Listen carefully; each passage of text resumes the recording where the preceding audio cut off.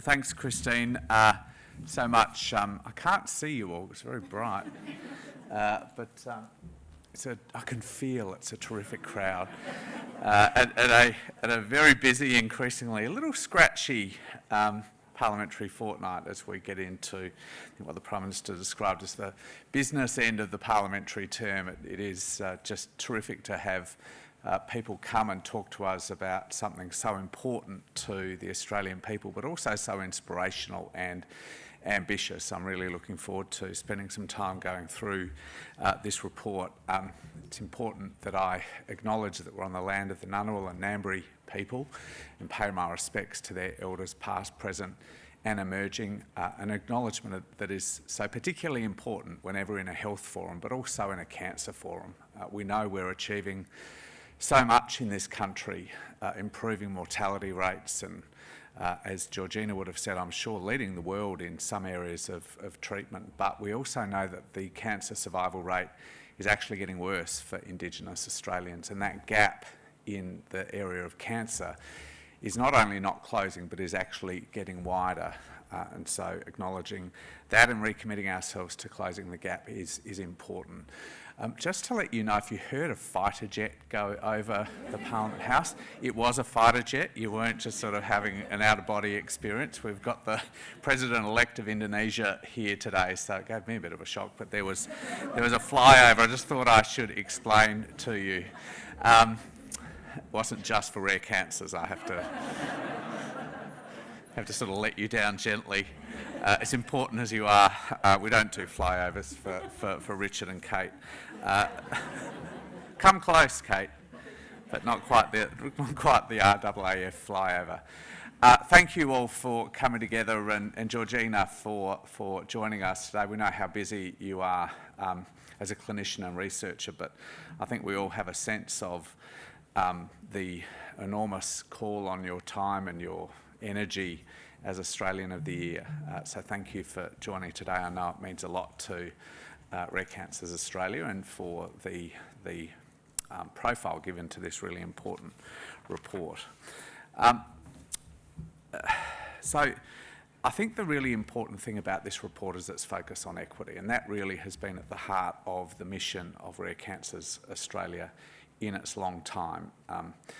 We had the opportunity yesterday to recognise Kate's contribution with her receipt of one of the Jeannie Ferris Awards, and equity has been at the heart of this organisation's work for just so long. It's at the heart of really the Medicare mission as well, and in its 40th year we recognise that Medicare has delivered us one of the best healthcare systems in the world, but importantly for us as a Labor government, the healthcare system that is ranked number one in the world for health equity, also number one for health outcomes, but importantly for health equity as well. And that was the philosophy of Medicare, that everyone should be entitled to the best possible healthcare that a country as wealthy and as clever as Australia can deliver, no matter what their means. And we remember that before the 1st of February 1984, the biggest cause of personal bankruptcy was unpaid hospital and health bills. And that was really of all of the ambitions of the Medicare project and the Medibank project before it, removing that as a cause of personal bankruptcy was right at the top of the list. And we recognise after the 40th anniversary that I suspect Neil Blewett and many others feared might never come because it was such a hotly contested issue for so many years. We celebrate that we do have one of the most equitable, if not the most equitable, quality healthcare systems on the planet, but we don't rest on those laurels. We recognise that there are so many areas. I talked about the gap between Indigenous and non-Indigenous Australians, but so many other areas where we can do so much better to achieve equity. And cancer is one of them. And this report brings the spotlight back onto the way in which we can do better for Australians who are living with rare and less common cancers. As I'm sure you also heard from Dorothy, equity is right at the heart of the new cancer plan as well. It was such an important part of that deep community dialogue that Dorothy led with stakeholders and others at Cancer Australia. How do we deliver a world-class, in ways, world-leading cancer treatment and prevention system in a way that has equity right at the top of its list of ambitions and objectives. And I'm so proud of the plan that Dorothy and Cancer Australia have delivered to the Australian people and to stakeholders. Our challenge now is to deliver the plan.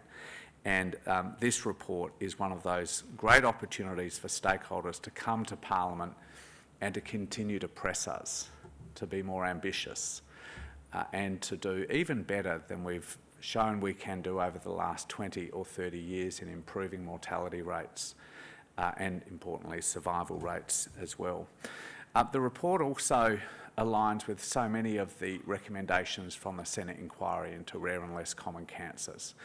And that, I think, reflects a couple of things. The clever way in which Rare Cancers Australia does its work to make sure that its proposals, its ask of government and the Parliament is well understood by those of us here, but also it reflects the leading role that RCA played in that Senate inquiry. It's an inquiry or a report that government is now considering, and I think this report that we're so proud to launch today will give us even more food for thought about the way in which we can deliver a really meaningful response to the energy and the time that so many stakeholders put into the hearings and the submissions process for that report. So it's also very welcome there.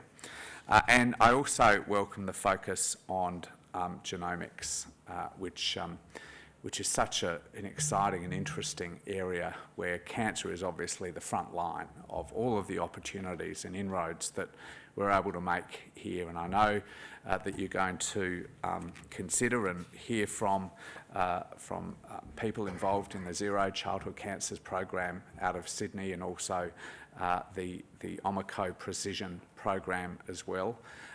This is an area where we have the challenge of shifting that work, which has largely been funded and framed in a research setting, into becoming mainstream treatment, because that's, I think, what is happening on the ground. I think that's what Michelle would say about Zero now, and the way in which all of the children's hospitals around the country now treat childhood cancer. And the engagement that we've had with the really inspirational leaders and the families who've benefited so much from that work is also very much at the front of our mind about how we take our next steps in cancer treatment as well. So thank you all so much for coming along today.